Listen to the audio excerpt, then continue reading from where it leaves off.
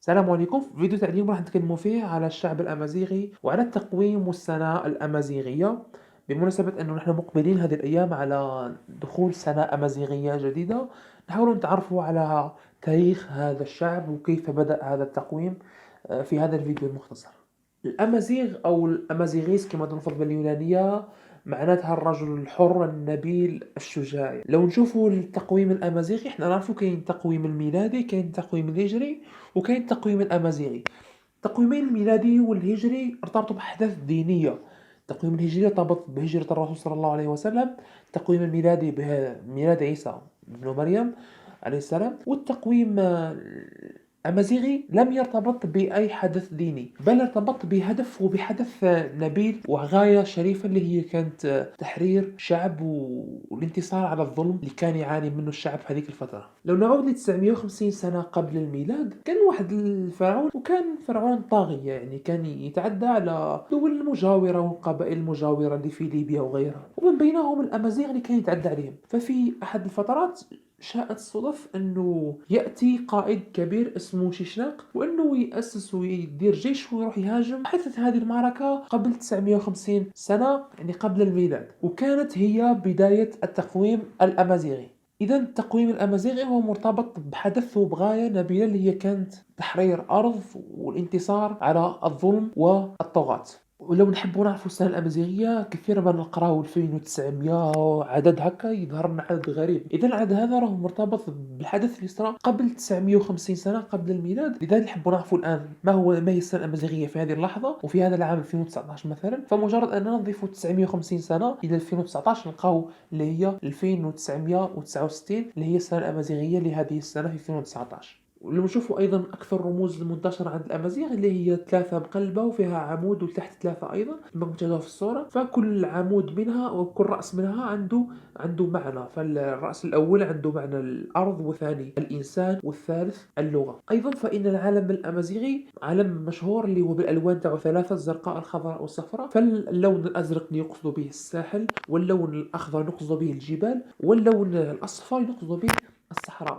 وهذا يدل على المساحة الكبيرة اللي كانت تمتاز وتزدهر بها الشعب الأمازيغي من مصر إلى غاية المحيط الأطلسي. وفي دراسات أخرى تقول أنه أكثر من ذلك. الشعب الأمازيغي قبل الميلاد كان في الحقيقة شعب متحضر على الشعب اللي كان في الجهات الأخرى كما الشعب العربي، وهذا بحكم أن الشعب الأمازيغي كان في موقع يعني جد متطور جد متقدم واستراتيجي، يطل على الساحل، على أوروبا، قريبة من اليونان ومن ما تزدهر به اليونان في قبل الميلاد من تطور ورقي فكري. هذا جعل الشعب الأمازيغي في الفترة هذيك متقدم جدا. واشتهروا الشعوب الأمازيغية ازدهارهم وببراعتهم في عديد من العلوم كعلم الفلك، وكوضع تقاويم خاصة بالفلاحة وبرصد النجوم والكواكب وغيرها. ومن أشهر العلماء عالم اسمه كاليوس اللي هو كان يوناني، كان عنده واحد الكتاب مشهور اسمه التحولات المعروفة اللي تعتبر أقدم رواية موضوعة. لما نشاهدوا الامتداد الأمازيغي اللي كان في المغرب العربي كله، في مصر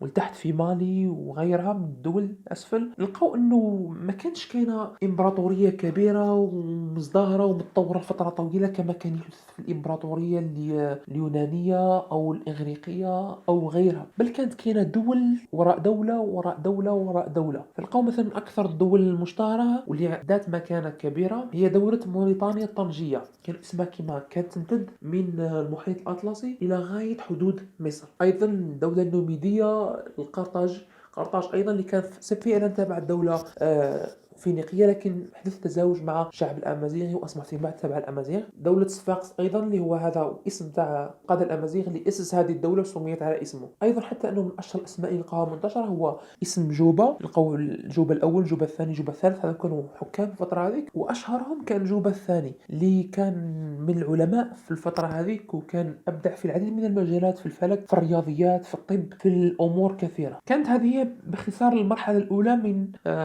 مرحلة الشعب الأمازيغي اللي كان شعب في الحقيقة شعب مزدهر في الفترة هذيك وشعب متطور. الآن نأتي للمرحلة الثانية، هي مرحلة وصول الفتوحات الإسلامية. فنبدأ بأهم المراحل اللي وباختصار، يعني المرحلة كانت نوعا ما طويلة وكان فيها أحداث كثيرة. نبدأ باختصار. كانت أول شيء لما عقبة بن نافع أسر كسيلة، وكسيلة هذا كان من القادة في الفترة هذه تاع الأمازيغ. فعقبة بن نافع كما تقول القصة والرواية أنه أساء إلى كسيلة، والعديد من القادة قالوا له احذر أنك تسيء لهذا الشخص لأنه كان معروف في الفترة هذيك بالقوة تاعو. وهذه طبيعة الشخص الأمازيغي كما قلنا اللي هو شخص يعرف بالشجاعة. فكسيلة تمكن من أنه يهرب. فيما بعد كسيلة أسس ودار جيش كبير جدا، تقول الرواية أنه وصل حتى 50,000، ودار كمين وقتل كسيلة مع 300 من كبار التابعين في الفترة هذيك. بعدها تم إعداد جيش آخر بقيادة زهير بن قيس البلوي، وهاجم فيه كسيلة، تمكن من أنه يقتل كسيلة. الجيوش والقبائل المتبقية في الفترة هذيك تمكنت من أنها تهرب وأنها تجي منطقة الأوراس عند واحد المرأة اسمها دهية أو تعرف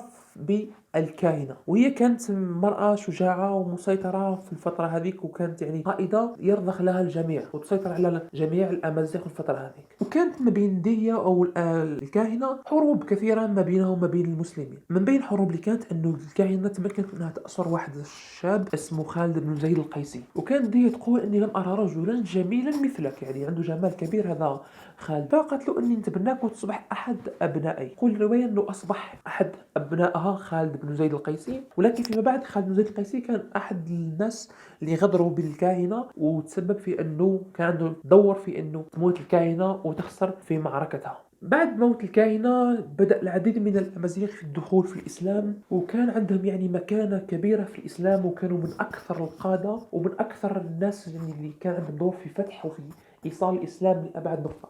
ومن أشهر القادة اللي تعرفوه كامل هو طارق بن زياد، اللي كان قائد أمازيغي أسلم فيما بعد، وكان عنده دور وهو من فتح الأندلس. كان هذا باختصار أهم المعلومات اللي جمعتها لكم، وأهم السيرورات التاريخية اللي حدثت سواء من حيث التقويم الأمازيغي كيف بدأ في البداية أو سيرورته ثم بعد ما جاء الإسلام، وكيف حتى صارت الأهم المعارك اللي صارت، وكيف فيما بعد كانوا الأمازيغ عندهم دور كبير في الجيش الإسلامي والدور في فتح الأندلس وفي إيصال الإسلام. أتمنى يكون الفيديو عجبكم وكان مختصر. حاولوا أنكم تنشروه ما بين أصدقائكم، على الأقل تهزوا معلومات يعني تكون مفيدة. شكرا، نتلاقى في فيديوهات أخرى. السلام عليكم.